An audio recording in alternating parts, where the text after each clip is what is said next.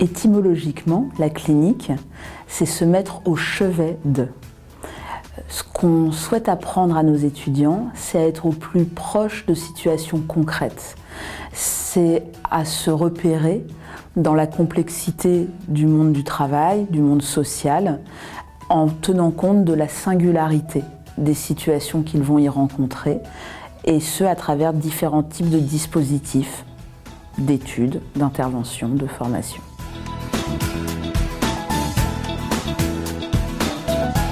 Pour rentrer en master clinique des institutions, clinique du travail, nous avons préférentiellement des étudiants qui sortent d'une licence de psychologie, car c'est indispensable pour obtenir à la suite du master le titre de psychologue. Il n'est toutefois pas rare non plus que des étudiants qui viennent d'autres disciplines des sciences sociales souhaitent s'inscrire dans cette formation. L'entrée en master 1 se fait pas sur dossier, c'est une orientation universitaire classique. Nous demandons un dossier pour l'entrée en master 2. Et là, nous sommes attachés essentiellement au profil du candidat, à ce qu'il va pouvoir nous dire aussi de ses expériences de terrain, de sa façon de se positionner, de ses attitudes, et puis aussi de son dossier universitaire. Le contenu pédagogique est ajusté à la diversité des terrains. Nous cherchons à trouver un équilibre entre des enseignements théoriques fondamentaux qui sont pluriréférencés. Nous avons à la fois une approche clinique des groupes et des institutions, une approche de psychodynamique du travail et une approche en clinique de l'activité. Nous proposons aussi des enseignements spécialisés qui vont permettre aux étudiants de penser la diversité des terrains qui peuvent les accueillir, les secteurs, les milieux, leur culture, leurs problématiques propres, et puis aussi certains dispositifs tels qu'un programme autour de la formation, autour des études qualitatives. Et puis nous avons des enseignements méthodologiques, une UE qui permet de s'exercer à la recherche de stages, des éléments de droit, d'économie appliqués au monde des organisations. À l'issue du Master 1, pour l'entrée en Master 2, nous recrutons les candidats sur dossier, mais aussi avec des entretiens. Alors les dossiers sont constitués des pièces un peu habituelles, une fiche de candidature, une lettre de motivation, un CV et aussi le mémoire de Master 1. Nous consultons ce dossier et puis nous menons des entretiens avec les candidats pour davantage explorer l'adéquation entre leurs projets et ce que notre formation peut leur offrir. Lors d'un master de psychologie sociale, clinique des institutions, clinique du travail, il y a 2 stages à réaliser. Le premier en master 1, d'un volume de 220 heures environ.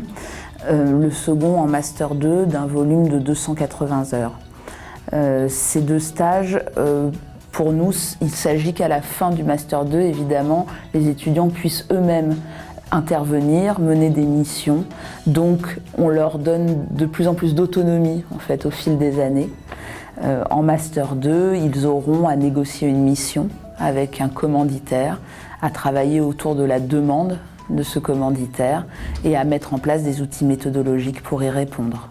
De plus, la réalisation de ces stages est supervisée par l'université. Il y a 2 dispositifs.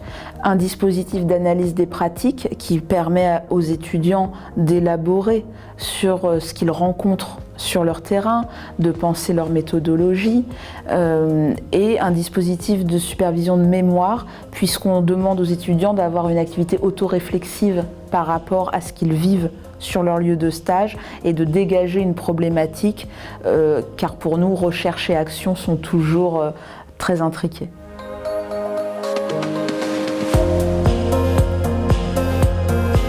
Au sein de notre master, nous faisons appel à des professionnels qui viennent présenter, pour certains, des milieux professionnels Ils ont alors un profil de futurs commanditaires et expriment ce que pourrait être leur demande ou leur commande dans les établissements dans lesquels ils travaillent.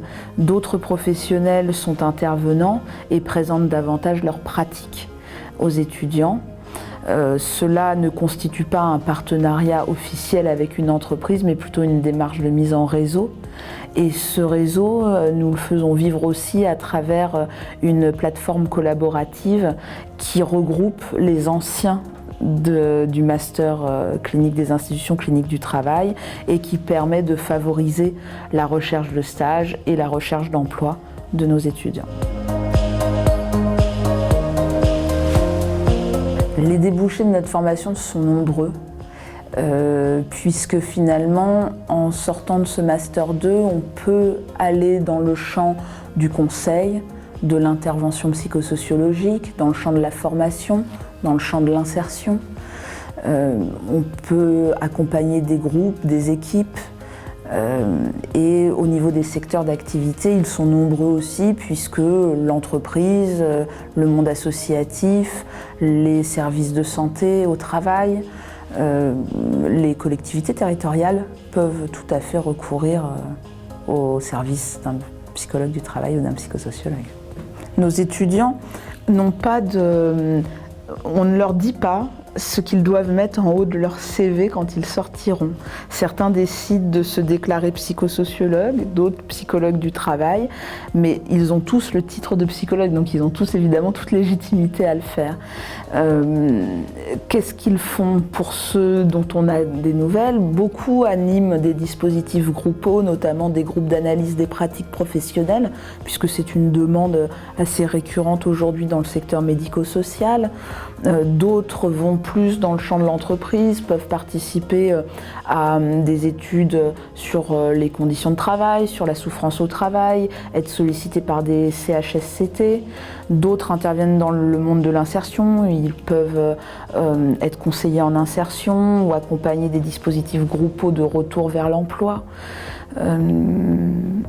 C'est ce à quoi je pense, mais en fait il y a vraiment une grande diversité de choses, donc voilà.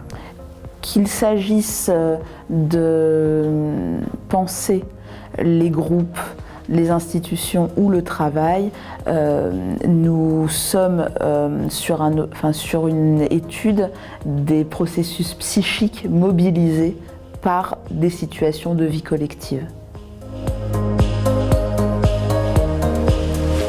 Nous n'avons pas à proprement parler de statistiques concernant le taux d'insertion.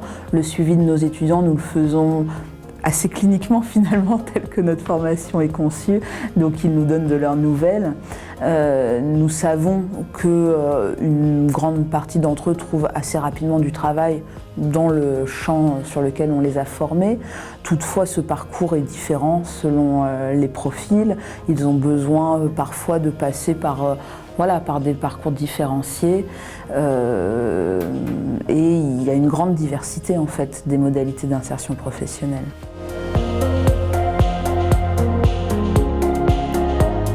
Cette formation propose une approche pluriréférencée.